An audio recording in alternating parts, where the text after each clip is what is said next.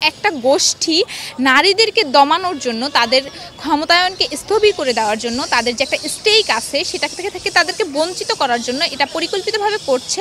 সেই সময়টায়ও নারীরা প্রচুর পরিমাণে সাইবার বুলিংয়ের শিকার হয়েছে এবং 5ই আগস্ট পরবর্তীতে সেই একই ঘটনা ঘটেছে নারীদের সাথে। আমাদের ক্যাম্পাসে শিক্ষাবান্ধব কোনো পরিবেশ নেই এবং নিরাপত্তার যে বিষয়টা আপনি বলেছেন, নিরাপত্তাও নেই।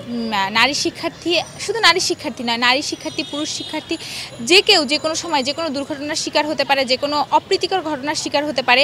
নিরাপত্তার বিষয়টা যদি আসে তাহলে বলবো এক্ষেত্রে আমাদের নিরাপত্তার অবস্থা খুবই খারাপ এবং এই বিষয়ে প্রশাসনের কোনো যুগোপযোগী সিদ্ধান্ত বা ফলপ্রসূ সিদ্ধান্ত আমি এখন পর্যন্ত ক্যাম্পাসে এসে দেখে নেই এবং এখনও ডাকসু নির্বাচনকে সামনে রেখেও ক্যাম্পাসে কোনো ধরনের নিরাপত্তার কোনো বিশেষ ব্যবস্থা নেওয়া হয়নি। যে কোনো সময় যে কোনো কিছু ঘটতে পারে। তো সেক্ষেত্রে আমি আমার জায়গা থেকে যখন আমি যেহেতু স্বাস্থ্য এবং পরিবেশ নিয়ে কাজ করার কথা ভেবেছি, আমি স্বাস্থ্য ও পরিবেশ সম্পাদকে কেন্দ্রীয় ছাত্র সংসদে প্রতিদ্বন্দ্বিতা করব। সেই ক্ষেত্রে আমি চেষ্টা করব শিক্ষার্থীদের শারীরিক এবং মানসিক স্বাস্থ্যের বিষয়টা নিয়ে কাজ করতে এবং ক্যাম্পাসকে একটা একাডেমিক ক্যাম্পাস যাতে পরিবেশটা আসলেই শিক্ষার্থী বান্ধব হয় এবং শিক্ষার অনুকূলে হয় সেই বিষয়টা নিয়ে কাজ করব। আপনি যেহেতু গণমাধ্যম কর্মী, সেহেতু আপনারা 5ই আগস্টের আগে এবং জুলাই আন্দোলনে নারীদের স্বতঃস্ফূর্ত এবং প্রত্যক্ষ অংশগ্রহণ দেখেছেন এবং এরপরে দেখা গিয়েছে সেই সময়টায়ও নারীরা প্রচুর পরিমাণে সাইবার বুলিংয়ের শিকার হয়েছে এবং 5ই আগস্ট পরবর্তীতে সেই একই ঘটনা ঘটেছে নারীদের সাথে। কিন্তু এই বিষয়ে রাষ্ট্র কিংবা বিশ্ববিদ্যালয় কর্তৃপক্ষ কখনোই কোনো দৃশ্যমান পদক্ষেপ নেয়নি এবং এই দায়টা আসলে বিশ্ববিদ্যালয় কর্তৃপক্ষ বা রাষ্ট্র কেউই এড়াতে পারে না। এবং আমিও 5ই আগস্টের আগেও শিকার হয়েছি, 5ই আগস্টের পরবর্তী সময়েও শিকার হয়েছি এবং একটা গোষ্ঠী নারীদেরকে দমানোর জন্য, তাদের ক্ষমতায়নকে স্থবির করে দেওয়ার জন্য, তাদের যে একটা স্টেক আছে সেটা থেকে তাদেরকে বঞ্চিত করার জন্য এটা পরিকল্পিতভাবে করছে এবং রাষ্ট্র কোনো ব্যবস্থা না নিয়ে তাদেরকে আরও উৎসাহিত করছে যাতে তারা এই কাজটা চালিয়ে যেতে পারে, তাদেরকে সুযোগ তৈরি করে দিচ্ছে। সেক্ষেত্রে যারা করছে তাদের সাথে আমি মনে করি রাষ্ট্র সমানভাবে দায়ী, কারণ তারা কোনো যথাযথ ব্যবস্থা না নিয়ে বা দৃশ্যমান কোনো ব্যবস্থা না নিয়ে তাদেরকে থামাতে পারছে না। মোনালিসা হেভি ফ্লো 15 পিস প্যাকেটের সাথে 8 পিসের একটি প্যাকেট একদম ফ্রি।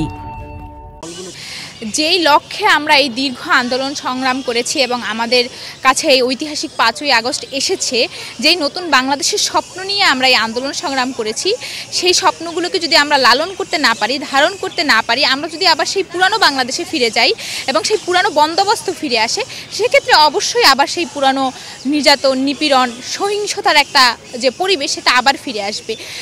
সুতরাং এই ক্ষেত্রে আমাদের সকলকে সম্মিলিতভাবে কাজ করতে হবে যাতে আমরা সেই পুরানো সহিংসতায় আর ফিরে না যাই। যেহেতু আমি স্বাস্থ্য এবং পরিবেশ নিয়ে কাজ করব, সেক্ষেত্রে আমি ক্যাম্পাসে শুধু নারী নয়, নারী এবং পুরুষ উভয়ের জন্য যাতে একটা নিরাপদ ক্যাম্পাস হয় এবং স্বাস্থ্যসম্মত একাডেমিক পড়াশোনার যোগ্য একটা ক্যাম্পাস হয় সে লক্ষ্য কাজ করব। এবং আপনারা জানেন বিভিন্ন সময় বিশ্ববিদ্যালয়ের শিক্ষার্থীরা শারীরিক এবং মানসিক বিভিন্ন সমস্যায় ভোগে, কিন্তু বিশ্ববিদ্যালয়ে আমার মনে হয় যে এই বিশ্ববিদ্যালয় সবচেয়ে অবহেলিত যে বিষয়টা সেটা হচ্ছে শিক্ষার্থীরা সবচেয়ে অবহেলিত এবং তাদের শারীরিক এবং মানসিক দিক এবং তাদের বাসস্থান বলেন, শিক্ষা বলেন, সব কিছু সবচেয়ে বেশি অবহেলিত।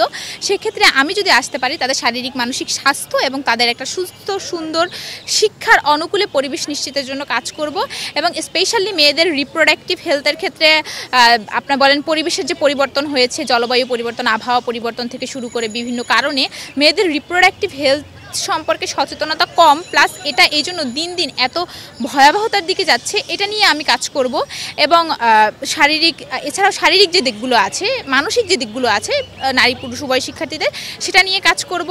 ক্যাম্পাসের পরিবেশ নিশ্চিতের ক্ষেত্রে জিরো ওয়েস্ট ম্যানেজমেন্টের আন্ডারে একটা মডেল ক্যাম্পাস করার পরিকল্পনা আমাদের চলছে এবং ইতিমধ্যেই আমি এটার সাথে কাজ করেছি এবং আমাদের কাজ অনেকটা এগিয়েছে। সেই বিষয়টাকে সামনে রেখে আমি আরও কাজ করতে চাই এবং ডিসপেন্সার মানে স্বাস্থ্য নিশ্চিতের ক্ষেত্রে দেখা যায়, আপনারা কিছুদিন আগে দেখেছেন বঙ্গমাতা হলের এক আপু যিনি আকস্মিকভাবে মৃত্যুবরণ করছেন। এক্ষেত্রে আমরা তার সহপাঠী হিসাবে কিংবা তার সহপাঠী হিসাবে আমরা দাবি করি এখানে তার প্রতি বিশ্ববিদ্যালয় কর্তৃপক্ষের যথেষ্ট অবহেলা ছিল। আমরা যখন তাকে নিয়ে যাওয়ার চেষ্টা করছিলাম, আমরা অ্যাম্বুলেন্স পাচ্ছিলাম না।